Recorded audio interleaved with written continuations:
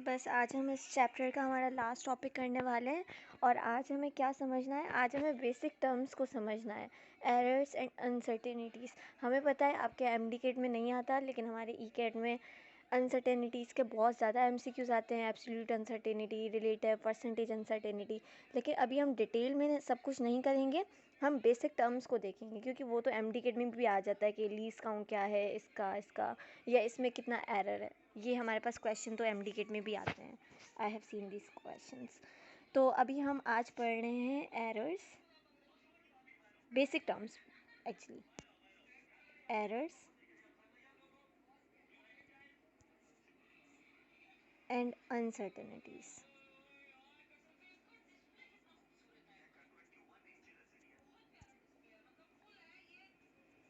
क्या होते हैं एरर्स, क्या होती हैं अनसर्टेनिटीज़, ये हम बिल्कुल डिटेल में अभी जा रहे हैं इसके।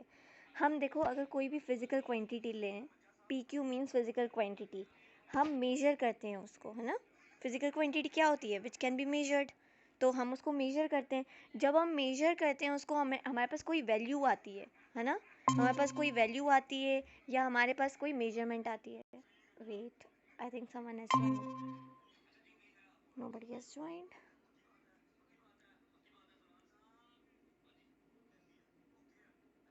तो ठीक है, हम कोई फिज़िकल क्वांटिटी लेते हैं और उसको मेजर करते हैं। जब हम मेजर करते हैं तो हमारे पास कोई ना कोई वैल्यू आती है या कोई ना कोई हमारे पास मेजरमेंट आती है। ठीक है, अब उसमें क्या होता है, उसमें हमारे पास चांसेस होते हैं, गलती हो भी सकती है या गलती नहीं भी हो सकती। ऐसा ही है।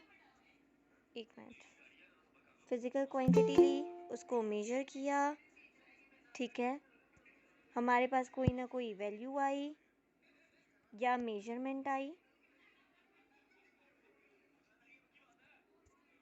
अब इसमें हमारे पास या तो एरर होगा, क्योंकि हमें पता है हम बिल्कुल प्रिसाइज्ड वैल्यू मेजर नहीं कर सकते। फॉर एग्ज़ाम्पल, अगर मुझे मेरे घर से लेके किसी मेरे स्कूल तक का रास्ता, अगर मुझे लेंथ फाइंड करनी है, तो मैं कैसे फाइंड करूँगी? मैं ऑफ कोर्स किसी इंस्ट्रूमेंट से करूँगी या मैं कोई यूनिट लूँगी, उससे मैं अपने लेंथ को मेजर करूँगी। तो वहाँ पर कुछ ना कुछ तो एरर आएगा। 0.1 का भी एरर आ सकता है, 0.2 का भी एरर आ सकता है।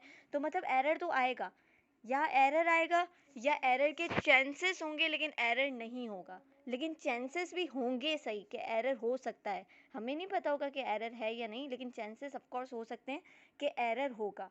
ठीक है, तो अभी हमारे पास उसमें क्या आ रहा है, एरर आ रहा है, या तो उसमें, तो मेरा क्यों बार बार ये चला जा रहा है, फिजिकल क्वांटिटी ली, मेजर किया, वैल्यू आई, उसमें या तो हमारे पास एरर होगा या तो एरर के चांसेस, और उस चांसेस को हम बोलते हैं अनसर्टेनिटी। अनसर्टेनिटी मतलब क्या? अनसर्टेनिटी मतलब मैक्सिमम एरर जो कि हमारी रीडिंग में एग्जिस्ट कर सकते हैं।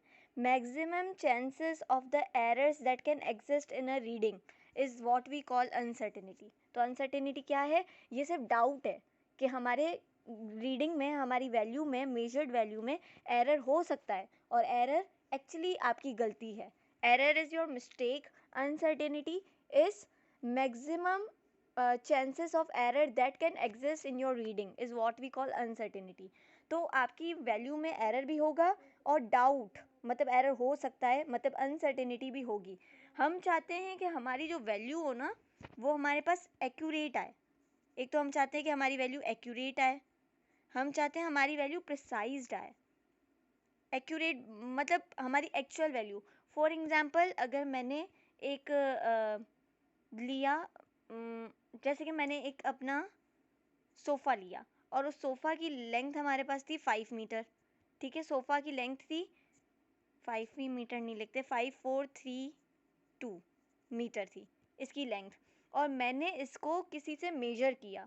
फॉर एग्ज़ाम्पल, मैंने मेजर किया इसको मीटर रोड से। हमें पता है मीटर रोड हमारे पास कितना, इसका लीस्ट काउंट होता है 0.1 सेंटीमीटर। मतलब ये कितनी छोटी वैल्यू काउंट कर सकता है? 0.1 सेंटीमीटर तक ये वैल्यू काउंट कर सकता है।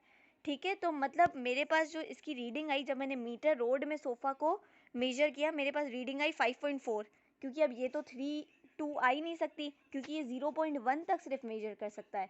तो मेरे पास जो आंसर आया 5.4 आया। अब भाई चांसेस है ना कि यहाँ पर ये वैल्यू है ही नहीं, मतलब यहाँ पर डाउट्स हैं कि एरर हो सकता है। हम चाहते हैं कि हमारी वैल्यू एक्यूरेट आए, प्रिसाइज्ड आए। एक्यूरेट मतलब आपकी आपकी मेजर्ड वैल्यू आपकी ट्रू वैल्यू से कितना करीब है। तो अगर आपकी मेजर वैल्यू देखें 5.4 है और आपकी ट्रू वैल्यू देखें तो 5.432 है। क्या 5.432 से करीब है या नहीं? यस और नो? बिल्कुल है। तो मतलब हमारी वैल्यू एक्यूरेट तो ज़रूर है। एक्यूरेट मतलब जो आपकी मेजर्ड वैल्यू आई है वो हमारी कितनी करीब है आपकी ट्रू वैल्यू से। तो ऑफ कोर्स आपकी मेजर्ड वैल्यू जो 5.4 आई है वो अभी आपकी ट्रू वैल्यू से करीब तो है।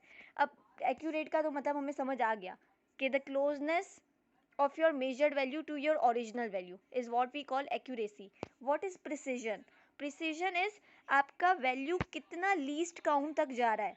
अब देखो यहाँ पर जो लीस्ट काउंट है ना, यहाँ पर है 0.001 है ना, और हमारी जो वैल्यू काउंट हुई है वो सिर्फ 0.1 तक हुई है। मतलब यहाँ पर मेरे प्रिसाइज्ड वैल्यू नहीं आई। जो 4 के आगे दो वैल्यू और एग्जिस्ट कर रही हैं मुझे वो नहीं पता चला मीटर रोड से, क्योंकि मीटर रोड का जो वो लीस्ट काउंट है वो 0.1 सेंटीमीटर है और यहाँ पर हमारे पास 5.4 आया है, जबकि यहाँ पर दो वैल्यूज़ और एग्जिस्ट करती हैं। तो मतलब ये वैल्यू हमारी प्रिसाइज्ड नहीं है। प्रिसाइज्ड मतलब पॉइंट के बाद जितनी ज़्यादा वैल्यूज़ होंगी उतनी ही ज़्यादा हमारी वैल्यू प्रिसाइज्ड होगी। तो मुझे बताओ यहाँ पर सिर्फ पॉइंट के बाद एक वैल्यू है, क्या ये प्रिसाइज्ड है या नहीं? नो। तो यहाँ पर हमारी प्रिसीजन नहीं है, यहाँ पर प्रिसाइज्ड वैल्यू नहीं है, लेकिन एक्यूरेट ज़रूर है क्योंकि हमारी ट्रू वैल्यू से करीब है। नाउ आई होप आपको एरर समझ आया कि एरर गलती होती है आपकी actually. Uncertainty maximum chances of error that can exist in your reading. अब देखो यहाँ पर मैक्सिमम चांसेस हैं कि 4 के बाद कोई ना कोई नंबर होगा जो मुझे मेरा मीटर रोड नहीं बता पा रहा। तो यहाँ पर अनसर्टेनिटी है, डाउट है मुझे कि एरर हो सकता है। और ऑफ कोर्स एरर आप कैसे मेजर करते हो? True value minus measure value. ठीक है, ये तो हमारे से बेसिक इंट्रो था। अब हम करते हैं कि गलती होती क्यों है, व्हाट्स द रीज़न, एरर क्यों आते हैं हमारे पास, व्हाट आर द रीजंस। हमारा रीज़न हो सकता है कि हमारे पास इंस्ट्रूमेंट की वजह से एरर आ जाए, इंस्ट्रूमेंट एरर या इंस्ट्रूमेंटल एरर। ठीक है, इंस्ट्रूमेंट एरर हो सकता है हमारे पास। सेकंड हमारे पास क्या हो सकता है कि पर्सनल एरर हो सकता है। फॉर एग्ज़ाम्पल अगर मुझे रीडिंग करनी है किसी चीज़ की, मुझे लेंथ मेजर करनी है और मुझे लेंथ मेजर करना आती ही नहीं है, फिर भी मैं लेंथ को मेजर कर रही हूँ, तो ये तो मेरा पर्सनल एरर हुआ ना, मेरी वजह से एरर है। Error by the performer is what we call personal error. तो मेरी वजह से एरर हुआ है, मेरी खुद की वजह से, किसी इंस्ट्रूमेंट की वजह से नहीं। इंस्ट्रूमेंट में एरर नहीं था, मेरी खुद की वजह से एरर हुआ है क्योंकि मुझे फाइंड नहीं करना आ रहा था। तो that is personal error, error that is done by the performer. Third हमारा एरर क्यों हो सकता है या अनसर्टेनिटी क्यों आ सकती है, जब हमारे पास इनकरेक्ट प्रोसीजर हो। इनकरेक्ट प्रोसीजर क्या मतलब? इनकरेक्ट प्रोसीजर, हम बोलते हैं कि ये एक हमारा स्टैंडर्ड है कि एक डज़न में कितने बनानास होते हैं, 12 बनानास होते हैं, हमें पता है। ठीक है, ये एक तो चलो एक स्टैंडर्ड बना हुआ है। अगर मैं बोलूँ कि अमेरिका में हमारे पास बोलते हैं कि 1 डज़न में 6 बनानास हैं, जर्मनी में बोलते हैं 14 बनानास हैं और पाकिस्तान में बोलते हैं 12 बनानास हैं, तो यहाँ पर ये इनकरेक्ट प्रोसीजर है। ठीक है, प्रोसीजर को सही नहीं फॉलो किया। फॉर एग्जांपल मुझे लेंथ को मेजर करना है, लेंथ को मेजर करने के लिए मुझे क्या करना पड़ेगा, मुझे एक इंस्ट्रूमेंट चाहिए, या मैं अपनी तरफ से अपने पाँव रख के मैं बोलूँ कि मैं इतने स्टेप्स चलूँगी तो मेरा स्कूल आ जाएगा। ऑफ कोर्स वो इनकरेक्ट प्रोसीजर है, हमें एक स्टैंडर्ड प्रोसीजर लेना होगा, तभी तो हमारी वैल्यू एक्यूरेट और प्रिसाइज आएगी। ऐसे तो आएगी नहीं, ऐसे तो उसमें एरर्स भी होंगे, अनसर्टेनिटीज भी होंगी। Fourth last but not the least reason, limitation of the instrument, जो कि हम अभी जी। आपकी आवाज नहीं आ रही। किसी को नहीं आ रही? बस बता रही है।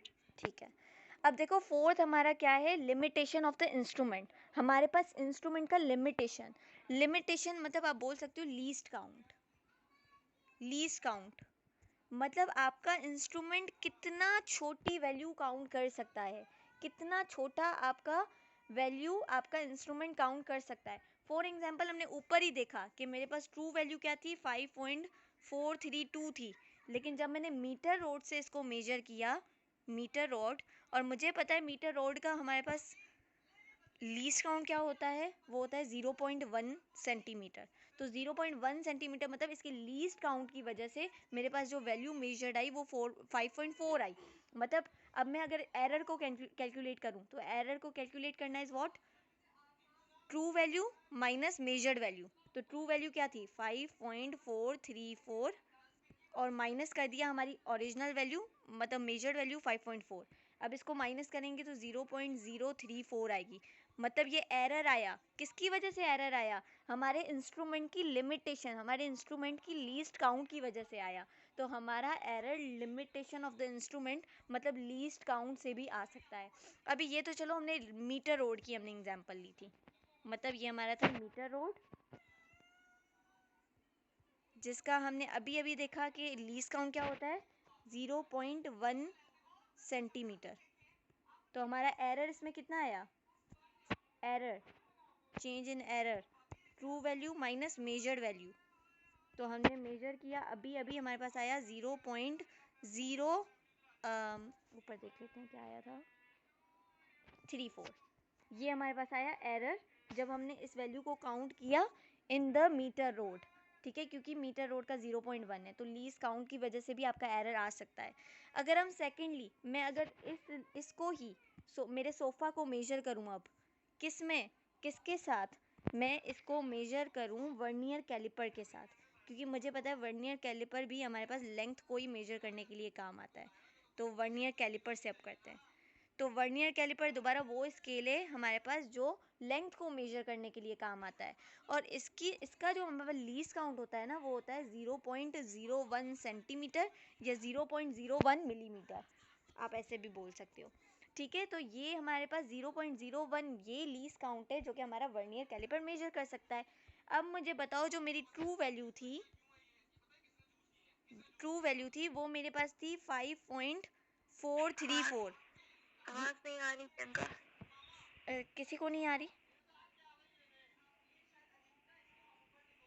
ठीक है, और हमने हमारी ट्रू वैल्यू हमने सोफ़ा की क्या ली थी कि हमने इमेजिन किया था कि हमारे सोफ़ा की जो टोटल लेंथ है ना वो है 5.434, और जिसको हमने मीटर रोड से किया था मेजर तो वो हमारे पास आया था 5.4 ओनली। क्यों? क्योंकि 0.1 इसका सेंटीमीटर का लीस्ट काउंट है, लेकिन अब वर्नियर कैलिपर का 0.01 सेंटीमीटर है। तो मतलब अगर मैं इसको वर्नियर कैलिपर से मेजर करती हूँ ना यहाँ पर, तो मेरे पास वैल्यू आती है कितनी, अब 0.01 मतलब 3 तक आएगी, 5.43 आई है मेरी। ठीक है, तो मतलब मेरी मेजर वैल्यू ये आई। अब मुझे यहाँ पर एरर फाइंड करना है। एरर का फाइंड करने का formula true value minus measured value. तो ट्रू वैल्यू हमारे पास क्या थी 5.434 माइनस करो मेजर वैल्यू वर्नियर कैलिपर में क्या आई 5.43, ये हमारे पास मेजर वैल्यू आई। जब हमने माइनस किया तो हमारे पास आया 0.001 सेंटीमीटर का हमारे पास एरर आया। ठीक है, ये तो हमारे पास ठीक है था वर्नियर कैलिपर में। अब हम कर रहे हैं लास्ट हमारे पास जो कि है हमारा माइक्रोमीटर स्क्रू गेज। तीनों ये स्केल्स हैं हमारे पास जो कि लेंथ को मेजर करने के लिए काम आते हैं। Micrometer screw. ट्रू वैल्यू क्या है?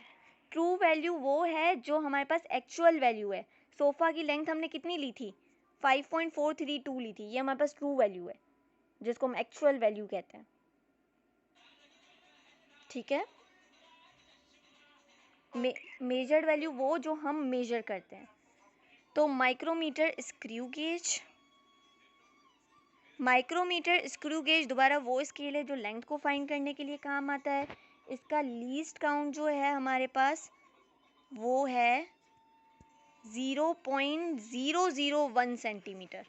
देखो लीस्ट काउंट बहुत ज़्यादा बढ़ता जा रहा है। पहले मीटर रोड में 0.1 था, वर्नियर कैलिपर में 0.01 आया और माइक्रोमीटर स्क्रू गेज में 0.001 आया। अब दोबारा से हम मेजर करेंगे अपना एरर। तो ट्रू वैल्यू मेरे पास थी 5.434। जब हमने इसको मेजर किया हमारे पास माइक्रोमीटर स्क्रू गेज में, तो मेरी मेजर्ड वैल्यू आई इस बार, क्योंकि 0.001 सेंटीमीटर इसका लीज काउंट है, तो अब इसने मुझे पूरी वैल्यू अपनी मेजर करके दे दी 5.001, तो 434। ठीक है, अब जब मैं इसको एरर फाइंड करूंगी तो true value minus original value 5.434 minus 5.434, तो इस बार जो मेरे पास एरर आया है वो आया है ज़ीरो एरर आया है। तो यहाँ से हमें क्या एक चीज़ समझ आती है कि जैसे जैसे हमारा लीस्ट काउंट बढ़ता जाएगा हमारे एरर कम होता जाएगा। देखो पहले लीस्ट काउंट हमारे पास 0.1 था, मतलब लीस्ट काउंट थोड़ा कम है, 0.1 है, तो एरर आया 0.034।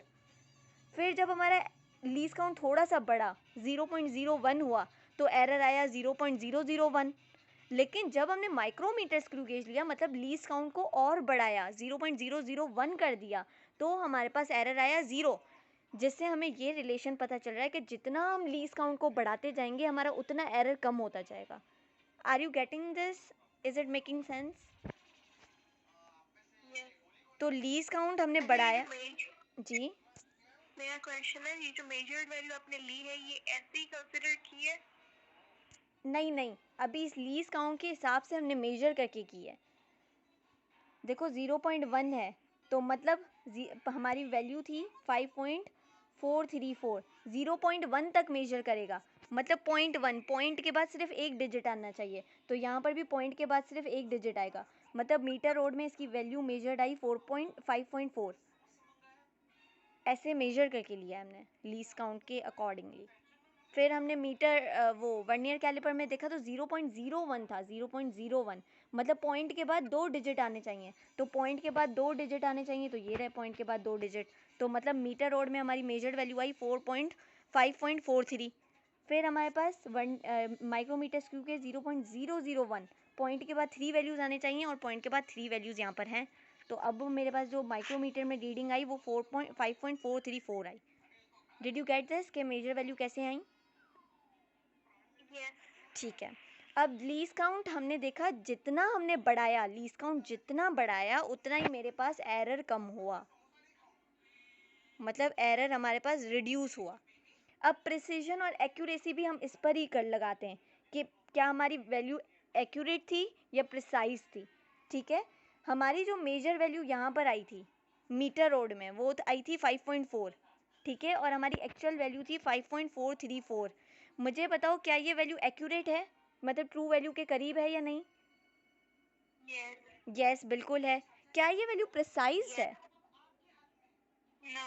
नो, मतलब हमारे पास अगर लीस्ट काउंट कम होगा तो हमारे पास एक्यूरेट वैल्यू मिलेगी, तो लीस्ट काउंट अगर हम बढ़ाएंगे तो हमारे पास एक्यूरेसी कम होगी, एक्यूरेसी कम, और प्रिसीजन लीस्ट काउंट जितना बढ़ाओगे उतना ही हमारे पास पॉइंट के बाद भी हमें आंसर मिलेगा। ऐसा ही है जैसे कि 5.434 था हमारे पास ओरिजिनल आंसर, वर्नियर कैलिपर जब मैंने लीस्ट काउंट को बढ़ाया 0.01 किया तो हमारे पास मेजर वैल्यू आई 5.43, मतलब पॉइंट के बाद कितनी वैल्यूज जा रही हैं? 2 वैल्यूज जा रही हैं, मतलब प्रिसीजन बढ़ रही है, अब प्रिसीजन बढ़ रही है, तो प्रिसीजन हमारे पास लीस्ट काउंट को बढ़ाने से बढ़ेगी। क्या यहाँ से हमारे पास रिलेशन बना कि जब हम लीस्ट काउंट को बढ़ाएंगे एरर कम होगा, एक्यूरेसी कम होगी लेकिन प्रिसीजन ज़्यादा होगी। Is it clear? Yes. ठीक है, अब हमारे पास बस टाइप्स ऑफ एरर आ गए, फिर हमारा ये चैप्टर कंप्लीट। अब टाइप्स ऑफ एरर, हमारा जो फर्स्ट है, देखो मेनली हमारे पास पंजाब बोर्ड में और सिंध बोर्ड में सिर्फ 2 ही हमारे पास टाइप्स दी हुई हैं एरर की। फर्स्ट हमारे पास जो टाइप है वो है सिस्टमेटिक एरर। सिस्टमेटिक एरर क्या है? ये सिस्टमेटिक एरर, देखो ये एरर वो एरर है जो हमारे पास सेम मैग्नीट्यूड में आता है और सेम ही साइन में आता है, same condition, same sign, same magnitude, they appear in measurement and repeat in same magnitude and sign under same condition. क्या मतलब है इसका? बस यहाँ पर अभी तक हम ये लिख लेते हैं कि ये सेम मैग्नीट्यूड में हमेशा रिपीट होगा, मैग्नीट्यूड में हमेशा हमारे पास रिपीट होगा, और सेम साइन आएगी, सेम साइन आएगी, ठीक है। फॉर एग्जाम्पल अब हम ले लेते हैं, इसको एग्जाम्पल से समझते हैं। मेरे पास एक वॉल क्लॉक है, ठीक है। अब मुझे पता है जो मेरा घड़ी है ना वो आधा घंटा पहले ही पीछे, आधा घंटा पहले ही पीछे, ठीक है, हाफ आवर बैक, मतलब आधा घंटा पहले ही पीछे। तो अब जो भी एरर आएगा वो हमेशा सेम मैग्नीट्यूड में आएगा ना। जैसे कि अगर ऑफिशियली टाइम देखा जाए 5 हो रहे हैं और मेरी घड़ी में क्या कितना हो रहे हैं, 4:30 हो रहे हैं, क्योंकि मेरा घड़ी क्या है आधा घंटा पीछे, तो इसमें एरर कितना आया, आधे घंटे का आया, ऐसा ही है हाफ आवर का। जी बोलो हाँ या ना।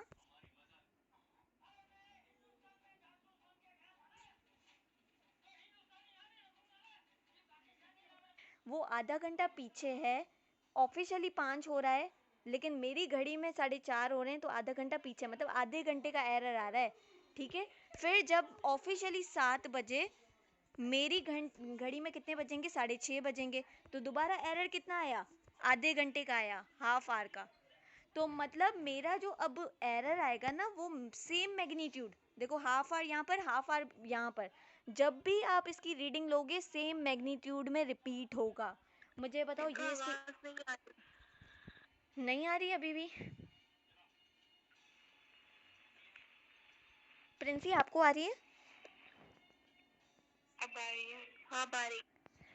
तो मुझे किरण ये बताओ आप कि आपको ये सिस्टमेटिक एरर समझ आया कि सेम मैग्नीट्यूड में रिपीट होगा? जी जी। ठीक है, तो आप जब भी अपने टाइम को मेजर करोगे वो आधा घंटा पीछे ही बताएगा आपका घड़ी, तो मतलब आपका मैग्नीट्यूड आधे घंटे का ही आएगा हमेशा एरर में। तो सिस्टमेटिक एरर वो एरर है जो कि अपीयर करेंगे इन द मेजरमेंट और वो रिपीट करेंगे अपने आप को सेम मैग्नीट्यूड और सेम साइन के अंदर। यहाँ पर पॉजिटिव हाफ आवर आया है एरर, यहाँ पर भी पॉजिटिव हाफ आवर ही आएगा, ऐसे नहीं फिर आधा घंटा बढ़ जाएगा वहाँ पर, नहीं, बिल्कुल आधा घंटा ही आएगा। अब ये हमारे पास सिस्टमेटिक एरर्स में हमारे पास कौन से एरर्स हो सकते हैं? आपका ज़ीरो एरर हो सकता है। ज़ीरो एरर आप उसको बोलते हो जो आपका इंस्ट्रूमेंट का एरर होता है। तो मतलब अब अगर आपके इंस्ट्रूमेंट में ही एरर है, मुझे पता है कि मेरा मीटर रोड आवाज आ रही है प्रिंसिपल, मुझे तो नहीं आ रही। नहीं नहीं। अब सिस्टमेटिक एरर में हमारे पास कौन सी टाइप्स आ सकती हैं? ज़ीरो एरर आ सकता है। ज़ीरो एरर हम एक्चुअली इंस्ट्रूमेंटल एरर को ही बोलते हैं कि इंस्ट्रूमेंट का जो एरर होता है वही हमारे पास ज़ीरो एरर है, ठीक है। इंस्ट्रूमेंट में एरर वही हमारे पास ज़ीरो एरर है। फॉर एग्जांपल अगर मेरे पास मीटर रॉड है, ठीक है, मीटर रॉड में पुअर कैलिब्रेशन है। पुअर कैलिब्रेशन हम बोलते हैं कि अगर मैंने किसी लोकल दुकान पर गई और लोकल दुकान पे ये 1 सेंटीमीटर ऐसे दिया हुआ था कि यहाँ पर 2 मिसिंग थे, 0.1 सेंटीमीटर 2 मिसिंग थे। डायरेक्ट ये स्टार्ट हुआ था 2 से, 2 3 4 5, लेकिन अगर ओरिजिनल स्केल देखा जाए तो वो 1 से स्टार्ट होता है। अब मैं किसी लोकल दुकान पे गई थी, वहाँ से रीडिंग स्टार्ट हो रही है 2 से, तो इसको हम बोलते हैं पुअर कैलिब्रेशन, मतलब स्केल पर गलत रीडिंग को लिखना इस पुअर कैलिब्रेशन। तो आपका ज़ीरो एरर पुअर कैलिब्रेशन की वजह से भी हो सकता है, इंस्ट्रूमेंटल एरर, ठीक है। और अभी अभी हमने वो पढ़ा, लीस्ट काउंट का भी चक्कर पड़ा, तो लीस्ट काउंट की वजह से भी आपका सिस्टमेटिक एरर हो सकता है, ठीक है। और हमारा फिर यहाँ पर आ जाता है पर्सनल एरर। अब पर्सनल एरर हमारे पास 2 टाइप्स के होते हैं। जो हमारे पास पंजाब बोर्ड है ना, वो कहती है कि पर्सनल एरर हमारे पास सिस्टमेटिक है, मतलब ये हमारे पास पंजाब टेक्स्ट बुक के अकॉर्डिंग है। लेकिन हमारी सिंध बुक नहीं, सॉरी, बलूचिस्तान बुक हमें बोलती है, बलूचिस्तान टेक्स्ट बुक, के जो सिस्टमेटिक एरर है ना वो हमारी सेकंड टाइप है। सॉरी, पर्सनल एरर जो है हमारे पास वो हमारे पास सब टॉपिक या एरर होगा या टाइप होगी रैंडम एरर की। तो अब हमारे पास दो कन्फ्यूजन आ गई कि क्या पर्सनल एरर जो है क्या ये सिस्टमेटिक एरर है, क्या ये रैंडम एरर है, हमें नहीं पता। फिर इन लोगों ने एक वो किया कि पर्सनल एरर जब आपका बाइस्ड होगा, देखो पर्सनल एरर 2 किस्म के हो सकते हैं। पर्सनल एरर क्या, जो एरर जो कि परफॉर्मर ने किया। अब वो बाइस्ड भी हो सकता है, वो अनबाइस्ड भी हो सकता है। बाइस्ड मतलब इंटेंशन से किया है, ठीक है।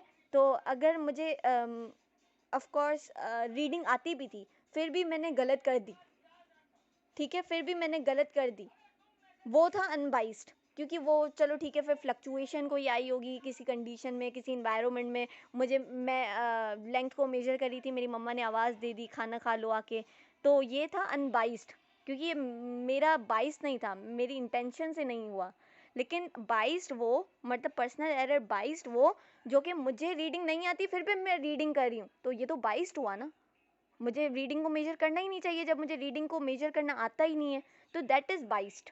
तो पंजाब टेक्स्ट बोर्ड बोलती है कि पर्सनल एरर जो बाइस्ड है ना, वो है सिस्टमेटिक एरर में, सिस्टमेटिक एरर में, जो कि सेम अगर मुझे नई रीडिंग मेजर करना आती तो मैं सुबह को मेजर करूं, रात को मेजर करूं या दूसरे दिन मेजर करूं, सेम ही मैग्नीट्यूड में आएगा, सेम ही साइन में आएगा, ठीक है।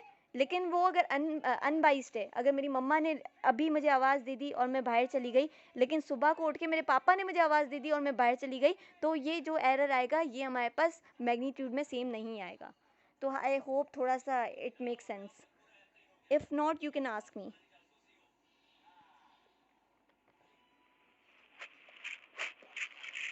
It's very lengthy, I think. ठीक है, फिर बस हमारा लास्ट है रैंडम एरर। रैंडम एरर वो जो कि हमारे पास मैग्नीट्यूड सेम ना हो, not same magnitude,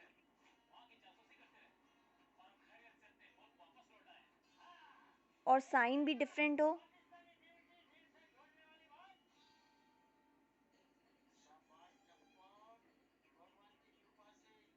sign different, ये आप बोल सकते हो अपोजिट ऑफ सिस्टमेटिक एरर है। तो इसमें हमारे पास क्या क्या रीजंस हो सकते हैं? अनप्रिडिक्टेबल फ्लक्चुएशंस आ सकती हैं, मतलब टेम्परेचर अभी दिन को कुछ और था, रात को कुछ और हो गया, तो मैंने अभी दिन को जो रीडिंग की वो कुछ और आई, लेकिन रात को मैंने जब रीडिंग की वो कुछ और आई, तो एरर तो ऑफकोर्स डिफरेंट आएगा, तो मैग्नीट्यूड इनका सेम नहीं रहेगा, डिफरेंट रहेगा एरर का। फिर एक्सपेरिमेंट में वेरिएशन आ जाए, ह्यूमिडिटी, विंड या वेलोसिटी कुछ वेरी कर जाए, हमारे पास ये भी हमारे पास रैंडम एरर ही देगा। फिर करंट और वोल्टेज का फ्लक्चुएशन आ जाए, ये तो सेम ही अनप्रिडिक्टेबल फ्लक्चुएशंस है। फिर पर्सनल अनबाइस्ड, अब मैंने बोला कि पर्सनल एरर भी इसी के अंदर ही आता है। पंजाब टेक्स्ट बोर्ड के according personal error is systematic error, लेकिन बलोचिस्तान ने बोला कि personal error is random error, जो कि अनबाइस्ड है। अनबाइस्ड आपकी वजह से नहीं है, आपके इंटेंशंस की वजह से नहीं है, अनबाइस्ड है। आपकी मम्मा ने बुला लिया, पिज़्ज़ा आ जाओ खा लो, कुछ खा लो, तो ये अनबाइस्ड है, बाइस नहीं है, ठीक है। I hope this is clear. Here we are done with our entire chapter.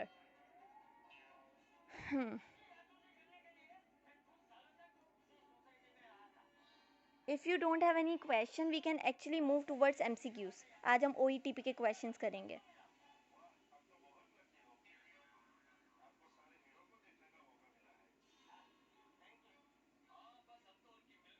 कोई है क्वेश्चन प्लीज़ बता दो, या अभी तक मेरी आवाज़ नहीं आ रही?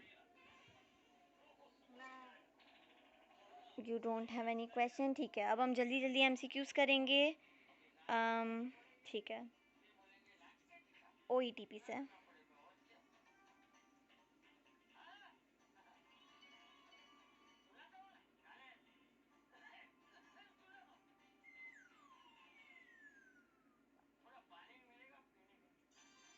ठीक है, our first question, volume of sphere having radius 17 centimetre.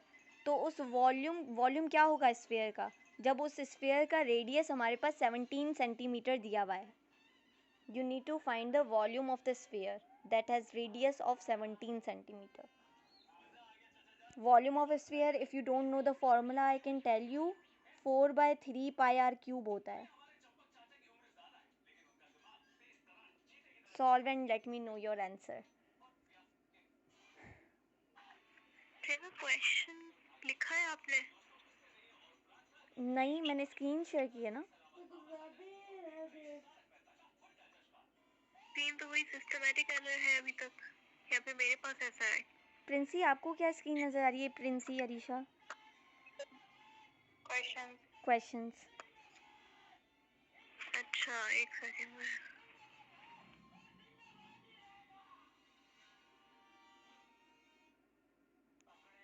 Princy, Arisha, until that you can try, जब तक किरण हमें रीजॉइन करे।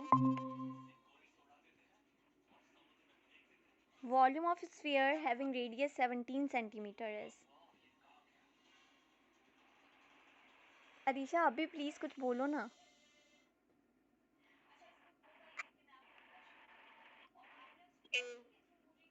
ए किसने बोला है? ठीक है। अरीशा आप भी बताओ, और किरण आप भी।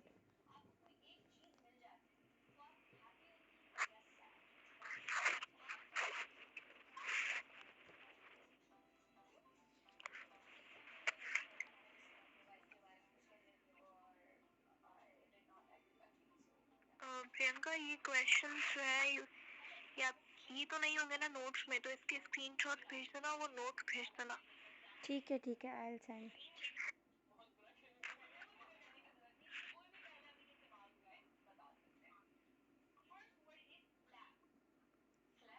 कैलकुलेट किया आपने वॉल्यूम ऑफ द स्फीयर?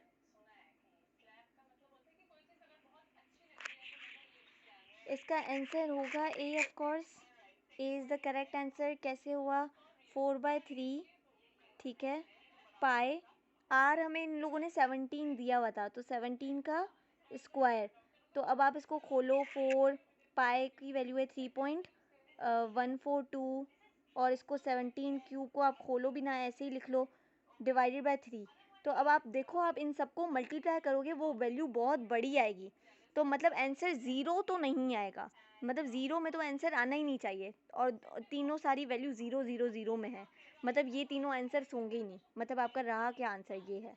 देखो, एनईटी में कैलकुलेटर अलाउड नहीं होता, तो आपको है ना ऐसे आंसर्स निकाल के जाना पड़ता है। अब ऑफ कोर्स मैं 17 का क्यूब लूँगी, फिर उसको मल्टीप्लाई करवाऊँ, वो बहुत बड़ा प्रोसेस है। इस वजह से आपको अपनी थिंकिंग को यूज़ करके अपना आंसर तक पहुँचना होता है। I hope it make sense. अब सेकंड क्वेश्चन पर आ जाते हैं। Ratio of nano to atto is, nano to atto is. मैंने आपको टर्म्स पढ़ाई थी, सैम्बल्स पढ़ाए थे इन द साइंटिफिक नोटेशन। आपको रेशियो फाइंड करना है नैनो टू एटो।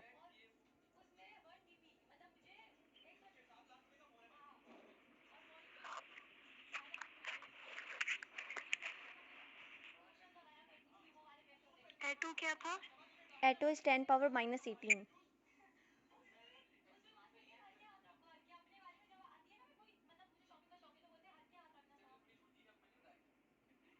डी। ठीक है, डी।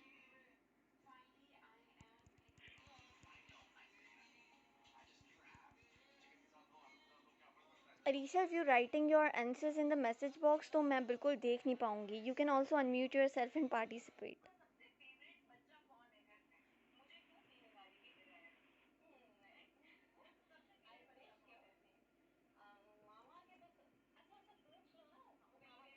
डी है इसका, -9। तो ठीक है, आप सब लोग डी के साथ जा रहे हैं। हम सॉल्व करके एक्चुअली देख लेते हैं। I don't remember answer. Ratio of nano, nano हमारे पास होता है 10 पावर -9, ठीक है। उसका रेशो किससे? एटो से 10 पावर -18। तो मुझे बताओ, क्या मैं इसको ऐसे लिख सकती हूँ 10 पावर -9 अपॉन 10 पावर -18, क्योंकि रेशो का मतलब तो यही होता है, ठीक है। अब जब मैं -18 को ऊपर लेके जाऊँगी तो ये 10 पावर +18 हो जाएगा। अब +18 -9, बेसिस सेम है, पावर को कर लो ऐड, तो क्या आएगा हमारे पास? ये आएगा 10 पावर 9, क्योंकि 18 - 9 इज़ 9। तो answer is A, not D.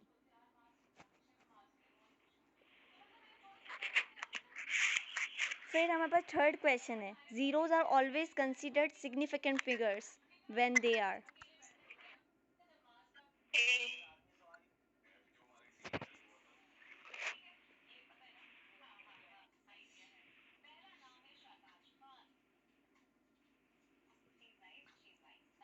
D. D.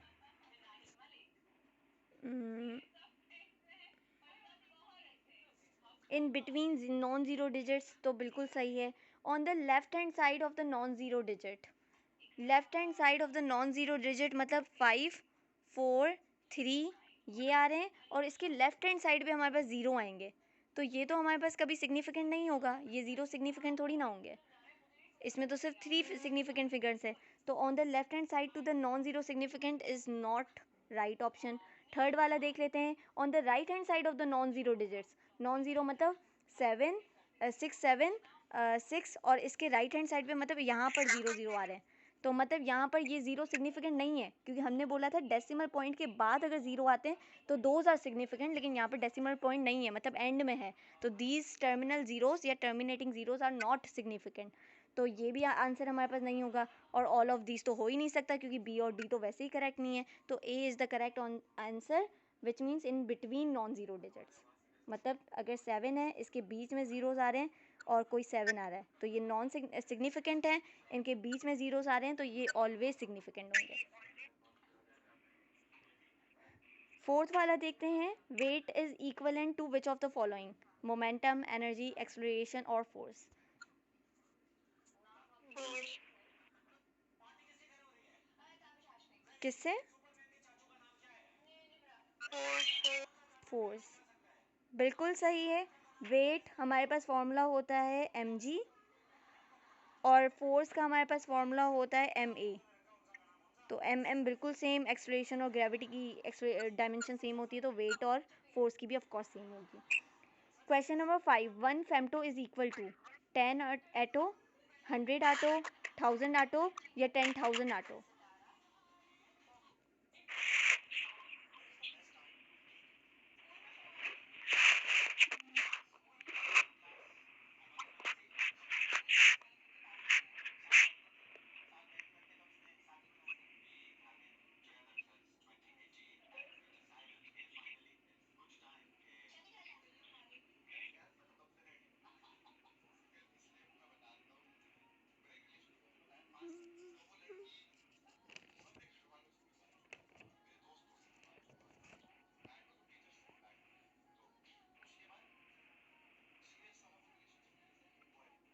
सी। सी,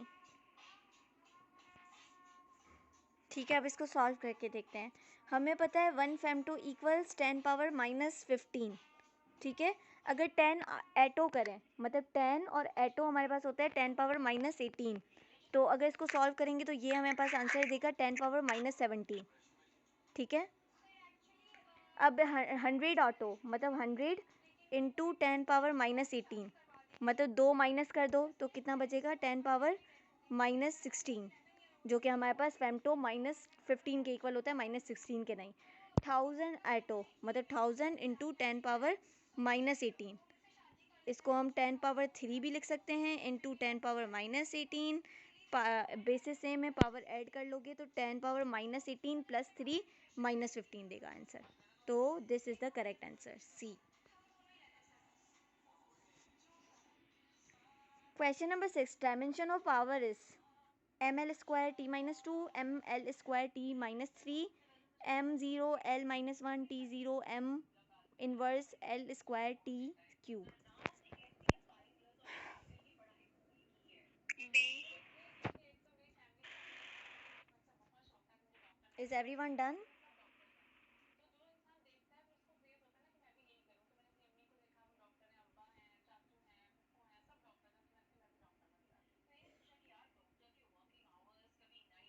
तो चलो अब हम सॉल्व कर लेते हैं। हमें पता है पावर का फॉर्मूला हमारे पास होता है F dot V, F dot V M की हम फोर्स की हमारे पास डायमेंशन होती है M L T power minus 2, और वी की हमारे पास होती है एल टी पावर माइनस 1, तो इसको सॉल्व करेंगे तो M L L basis same power add तो 2 हो जाएगी, basis same power add minus 2 plus minus 1 minus 3, तो M L square T power minus 3, B is the correct answer.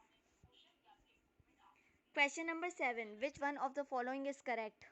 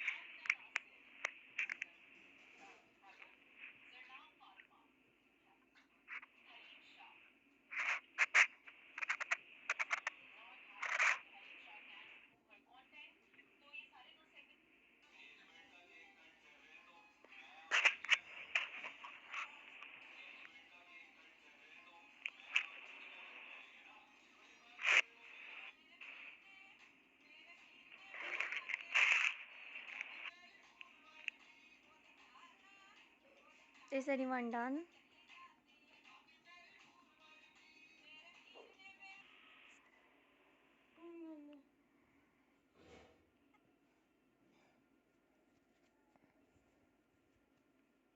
Question 7 solve हुआ या नहीं? All of these. All of these इसका correct answer है। कैसे? क्योंकि 1 गीगा हमें पता है 10 पावर 9 के इक्वल होता है, तो 1 गीगा वॉट में या 1 गीगा इलेक्ट्रॉन वोल्ट में 10 पावर 9 वोल्ट होंगे। सही है बिल्कुल। 1 मेगा 10 पावर 6 के इक्वल होता है, तो 1 mega electron volt 10 power 6 electron volt के इक्वल होगा। बिल्कुल परफेक्ट है। 1 इलेक्ट्रॉन वोल्ट में 1.6 into 10 to the power -19 joule होते हैं। बिल्कुल करेक्ट है ये। तो all of these is the right option. Question number 8. Dimension of torsional couple is similar to the dimension of power, current, work or galvanometer constant. Work. Power. ठीक है, इसका correct answer हमारे पास वर्क है। कैसे? Torsional couple हमारे पास produce करता है torque, और टॉर्क की हमारे पास डायमेंशन सेम होती है वर्क से। टॉर्जनल कपल है क्या? अगर आप एक बॉटल लो और बॉटल का कैप खोलो, तो आप अपने एक हाथ से बॉटल को अपोजिट डायरेक्शन में मोड़ोगे और अपने एक हाथ से इस कैप को आप एंटी क्लॉकवाइज मतलब एंटी क्लॉकवाइज घुमाओगे, फिर ही तो खुलेगा। और बॉटल को आप क्लॉकवाइज घुमाओगे, तो ये इक्वल एंड अपोजिट फोर्सेस लगती हैं, जिसकी वजह से हमारे पास वर्क डन होता है। ठीक है, तो work is equal to torque. तो हमारे पास ये dimension of torsional couple will be equal to work. Question number 9. Branch of physics which deal with the subatomic particles. Atomic physics, particle physics, molecular physics, nuclear physics. Atom. Answer is particle physics. कैसे? यहाँ पर overall as a atom की बात नहीं हो रही है। Overall या study of atom as a whole की बात नहीं हो रही कि एटम में हमारे पास कितनी एनर्जी लेवल्स, ट्रांजिशंस क्या होंगी। नहीं, एटॉमिक के पार्टिकल्स की बात कर रहे हैं, मतलब फंडामेंटल पार्टिकल्स की बात कर रहे हैं। इलेक्ट्रॉन, प्रोटॉन, न्यूट्रॉन और हमारे पास जो क्वार्क्स होते हैं, तो उनकी बात हो रही है। अब आ रही है आवाज़? ठीक है, तो answer is particle physics. I hope this is clear now. Question number 10. Dimension of work is, बहुत इजी क्वेश्चन, टाइम बिल्कुल नहीं लेना चाहिए इसमें।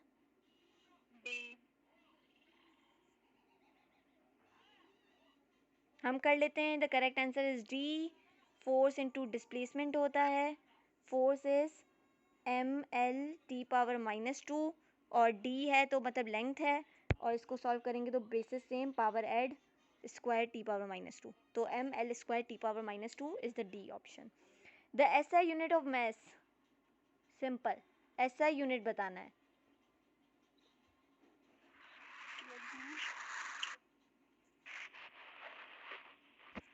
तो सी ऑप्शन हमारा बिल्कुल सही है। Kilogram is the SI unit of mass. Question number 12. SI unit of velocity is metre per second. Metre per second, जो कि हमारा सी ऑप्शन है। SI unit of acceleration is metre per second square, जो कि हमारा ये है। ठीक है, question number 14. What are the units of A and B? जब हमारे पास एक इक्वेशन दी हुई है v is equal to a plus B T, where A जो यूनिट है v का वो m मीटर पर सेकंड है, हमें पता है टाइम का सेकंड है, तो आपको a और b के यूनिट बताने हैं। अब आप यहाँ पर प्रिंसिपल ऑफ होमोजेनिटी वाली को यूज़ करो रूल को, और a और b के यूनिट्स बताओ।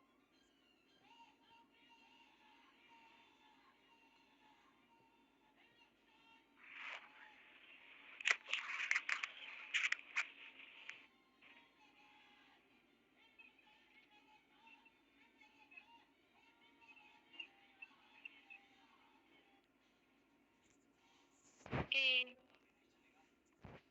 आप लोग बोलते हो ए, लेट्स सॉल्व इट।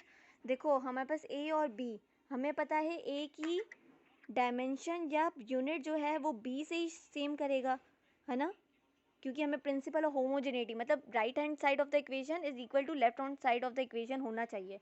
तो वेलोसिटी का हमारे पास यूनिट होता है मीटर पर सेकेंड, तो मतलब ए का भी यूनिट मीटर पर सेकंड होगा, तो ए का तो यूनिट आ गया। अब हमें पता है बी और टी का यूनिट ऐसा होना चाहिए जो कि ए में पूरा पूरा ऐड हो, क्योंकि like terms will be added to the like terms.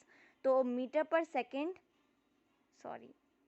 Second किसके इक्वल होना चाहिए, बी, और टाइम का यूनिट है सेकंड। सेकंड मल्टीप्लाई कर रहा है बी से, वहाँ जाएगा डिवाइड करेगा, ठीक है। तो ये एस डिवाइड में चला गया is equal to B. B जब ऊपर जाएगा पावर माइनस की हो जाएगी, तो -1 -1 -2। तो आपने बोला था -1 और -2, बिल्कुल सही है। अब ये क्वेश्चन नंबर 15 अनसर्टेनिटी की टाइप का है, जो कि आपका नहीं है लेकिन ईजी था। What time is it? तो ये 14 वाला नहीं समझ आया। 14 वाला नहीं समझ आया? देखो v इज इक्वल टू, हमारे पास एक minute, v is equal to a plus B T दिया हुआ है। आप डायमेंशन से ही ले लो, डायमेंशन से निकालते हैं।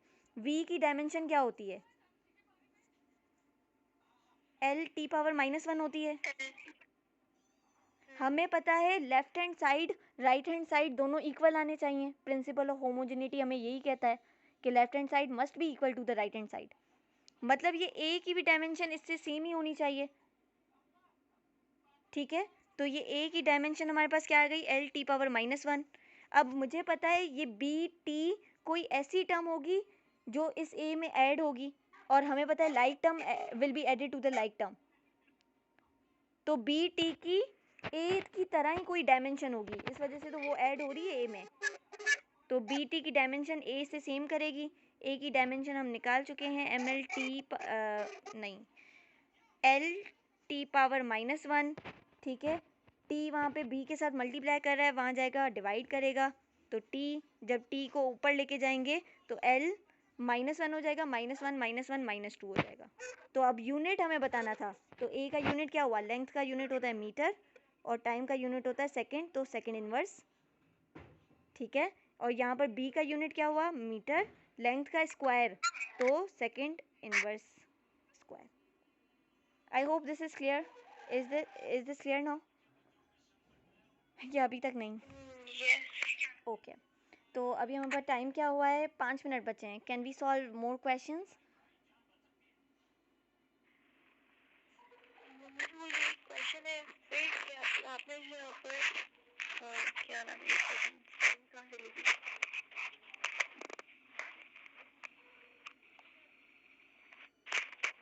Hello, am I audible? Yes you are. हाँ, तो यहाँ पर आपने a प्लस बी टी है, तो डोंट यू थिंक कि ये, क्योंकि हमें पता है जैसे 2 इक्वल टू 1 प्लस, जैसे 3 इक्वल टू 1 प्लस 2, तो 2 प्लस 1 फिर 3 होता है। तो यहाँ पर आपने एल टी -1 वी की डायमेंशन भी, तो आपने ए की भी सेम ही रखी है। ठीक है, अब यहाँ पर हमारे पास आ गया, आप ऐसा बोलना चाह रही हो कि 3 को जब हम ब्रेक करें तो 2 + 1 होता है। तो यहाँ पर तो हमें पता है कि ये नंबर्स हैं और ये नंबर्स हमारे पास एडेड हो सकते हैं, वहाँ पर हमारे पास लाइक टर्म्स थोड़ी ना है। अगर मैं बोलूँ इसकी डायमेंशन ए की हमारे पास m इनवर्स आ जाती है, और यहाँ पर बी टी की होल हमारे पास डायमेंशन जो है वो m ये आ जाती है, तो ये दोनों आपस में ऐड थोड़ी ना होंगे। अभी जो हमारे पास b की डायमेंशन आई है ना, वो l t पावर -2 आई है। अब ये तो सिर्फ b की आई है, अब मैं इसको इक्वेशन में वापस से पुट करूँ तो v इक्वल्स a की जो वैल्यू आई है हमारे पास m इनवर्स आई है, और प्लस b की जो आई है हमारे पास, देखो ये b का आया है, लेकिन b मल्टीप्लाई बाय t भी है, तो t मतलब टाइम का सेकंड। अब इसको दोबारा से सॉल्व करूँ तो m इनवर्स प्लस, इसको सॉल्व करूँगी बेसिस सेम पावर ऐड, तो -2 + 1 -1, तो अब ये देखो सेम आ गई। हमें पता है like term will be added to the like terms only.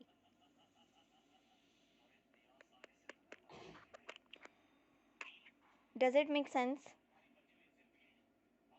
Yes.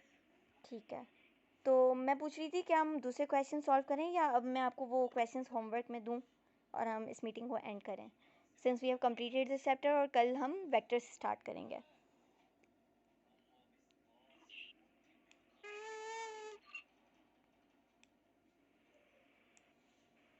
Homework में दे दो, स्किप्स के भी दे देना होमवर्क में। ठीक है। तो किप्स के और ये जो OETP के कुछ क्वेश्चंस रह गए वो आपके होमवर्क में है, लेकिन अगर आपको कुछ क्लियर ना हो आप बिल्कुल कल पूछ सकते हो, और कल हम अपना वेक्टर्स स्टार्ट करेंगे।